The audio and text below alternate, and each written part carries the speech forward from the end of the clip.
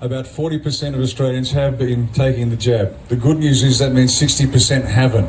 So whenever you read the numbers that it's 70, 80% double vax, complete bullshit.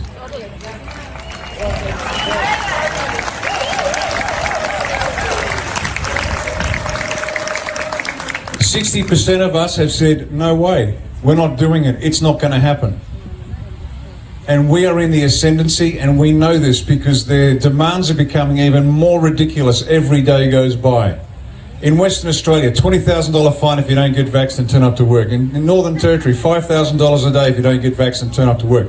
It's insane. And if they were in charge, then good for nothing Gladys Berejiklian would still be the Premier, but she's not. Commissioners around her are letting her call the shots? Absolutely not. Stop looking for the saviours. I want you to look in the mirror and see that person staring back at you. That's the source of every solution you've got to every problem. Every one of us has to save ourselves. We have to save our families, our children, our town, our region, our state and our country. These are the people that are going to save Australia right here.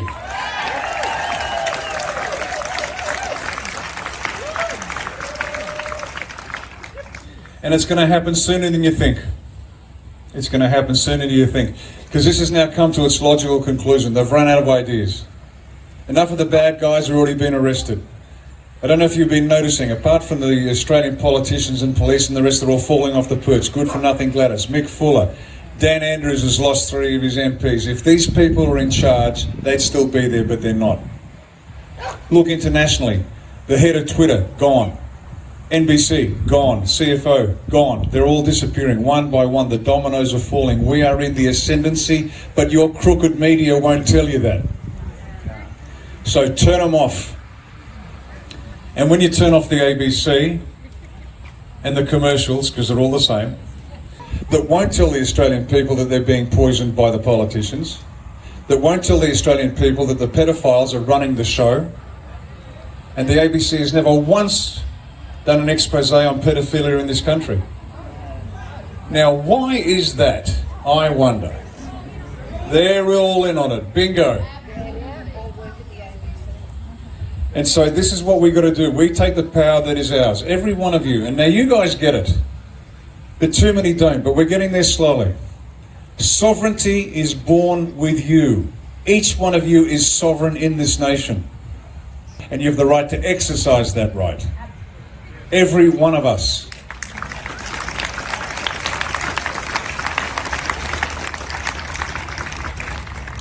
Now, I look forward to the day, and when I do rallies in Sydney and things like that, where we have a lot of different backgrounds, and it's wonderful. You see Italian flags and Greek flags and all these flags along with the Australian flags. And that's our past, and that's important. But I'm looking forward to the day we see one country, one people, and one flag. That'll be the day when we have come together as one and we become undefeatable. Nothing and nobody will be able to touch us ever again. Because when every Australian realises that sovereignty lies in your heart and your soul, and nobody has the right to tell you how to live your life, as long as you leave everyone alone and don't break the law, then you have the right to live the way you choose. More importantly, you have the right to determine by whom and how you are governed. And if they, to quote the American Declaration of Independence, become destructive to your needs, you have the right to alter or abolish that government. Now, as I said, the next few weeks some things will be happening. Watch international news if you can, see who's being arrested, and watch the dominoes. Start to watch what we call in the military combat indicators. Watch the ebb and flow of the water, see who's winning, who's losing. Now, the first 3 months of next year is going to be a little tough. Easiest way I can say this is that the poison that runs through this country is so pervasive, it's not like a cancer where you can cut out a section of skin or a section of muscle. The whole body is rancid. The Australian body politic, every aspect is rotten.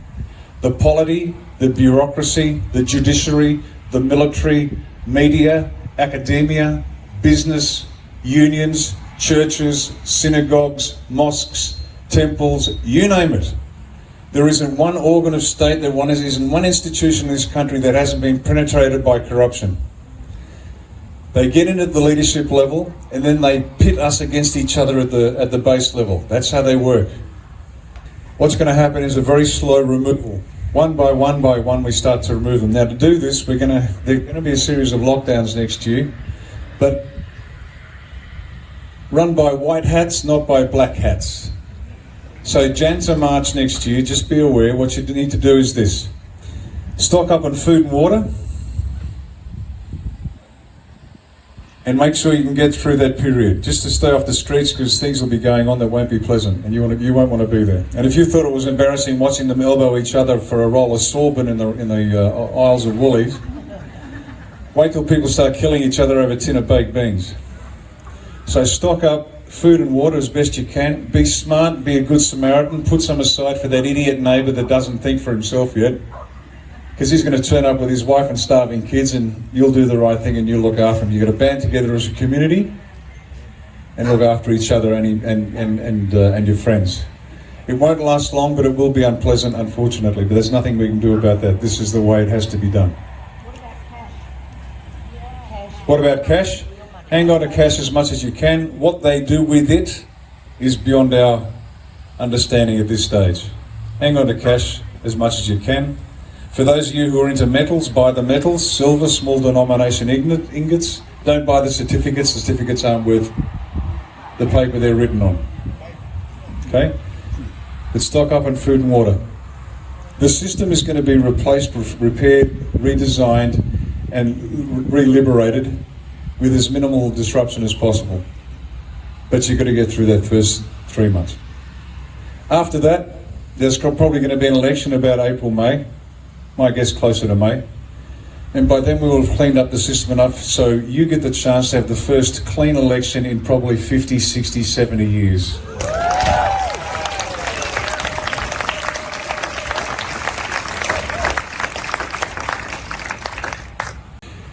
This time next year, you won't believe the difference in the country.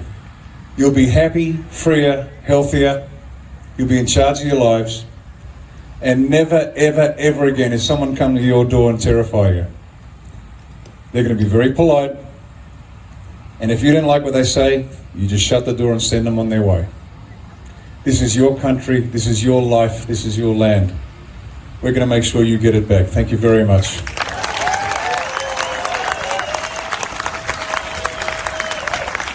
Thank you, Riccardo.